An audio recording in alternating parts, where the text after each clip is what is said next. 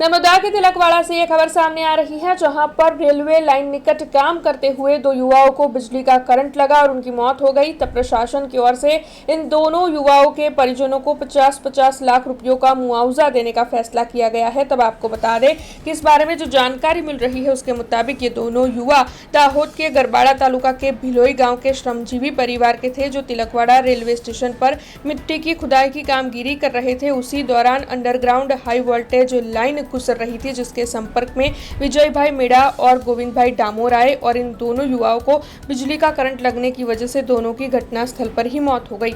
दोनों श्रमजीवियों की जो आयु है वो 23 साल और 25 साल बताई जा रही है और दोनों के छोटे छोटे बच्चे हैं। तब परिजनों में शोक का माहौल बना हुआ है। ऐसे में आपको बता दें कि घटना को लेकर दोनों के शव को तिलकवाड़ा सरकारी अस्पताल ले जाया गया था, जिसकी जानकारी मिलते ही देडियापाड़ा के विधायक चैत्र वसावा, जिला पंचायत के प्रमुख भीम सिंह भाई तड़वी, जिला कांग्रेस प्रमुख रंजीत सिंह के साथ सभी पार्टी के राजनीतिक अग्रणी और कार्यकर बड़ी तादाद में सरकारी अस्पताल पहुंचे थे और उनकी ओर से मृतक के परिजनों की मुलाकात ली गई थी और साथ ही परिजनों को न्याय दिलवाने की मांग साझा की गई थी। तब आपको बता दें कि दिन भर के दौरान एजेंसी और रेलवे के अधिकारियों के साथ चर्चा कर ये फैसला लिया गया कि मृतक के परिजनों को 50-50 लाख रुपयों का मुआवजा मुहैया करवाया जाएगा और दोनों परिवारों में से एक शख्स को नौकरी भी दी जाएगी। तब आपको बता दें कि दोनों युवाओं के शव का पोस्टमार्टम करने के बाद शव को गरबाड़ा तालुका के भिलोई गांव भेज दिया गया है, जहां पर उनकी अंतिम क्रिया होगी।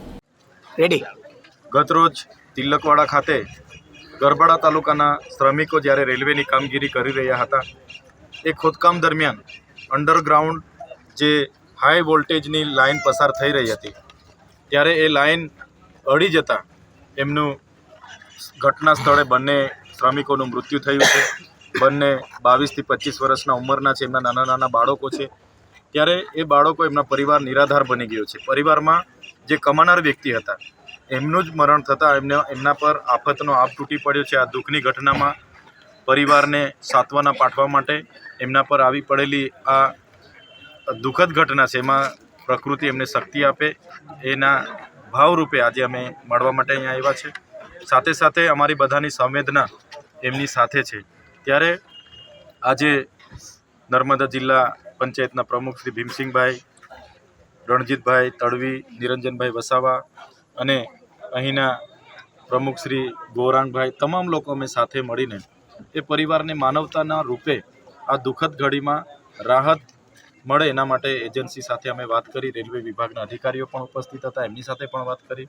ત્યારે માનવતાની રાહે એ લોકોએ આ પરિવાર પર આવી પડેલી દુઃખદ બાબતને ધ્યાનમાં રાખીને માનવતાની રાહે એમણે સ્વયંભૂ બધાના આગ્રહ પ્રમાણે એમને એમના કંપની અને રેલવે વિભાગ દ્વારા દરેક પરિવારને 50-50 લાખ રૂપિયા આપવાની વળતર પેટે આપવાની એમણે જોગવાઈ કરી છે। ગત રોજ ખૂબ જ દુઃખદ ઘટના બની। હાલ દાહોદ જિલ્લાના ગરબાડા તાલુકાના ગોવિંદભાઈ ડામોર અને વિજયભાઈ મેડા જેઓ તિલકવાડા રેલવે સ્ટેશન ખાતે રેલવે લાઇનની અંદર અંડરગ્રાઉન્ડ જે વાયર હતો અને કામ કરતા હતા એ દરમિયાન કરંટ લાગવાથી એમનું દુઃખદ અવસાન થયેલું હતું।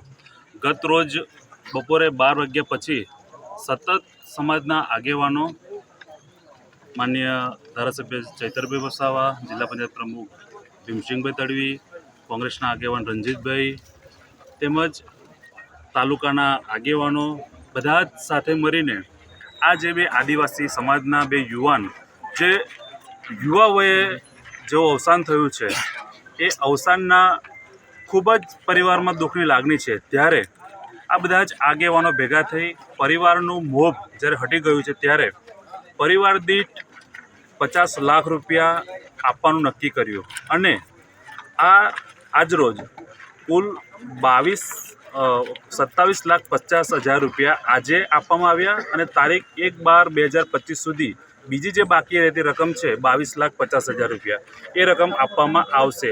એમ કરીને કુલ એક વ્યક્તિને 50 લાખ રૂપિયાની રકમ એનાયત કરવામાં આવશે।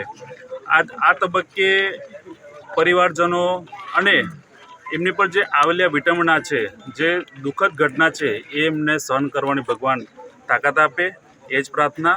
हमसे जुड़े रहने के लिए हमारे YouTube चैनल को सब्सक्राइब करें और नई वीडियो की नोटिफिकेशन के लिए बेल आइकॉन को दबाएं।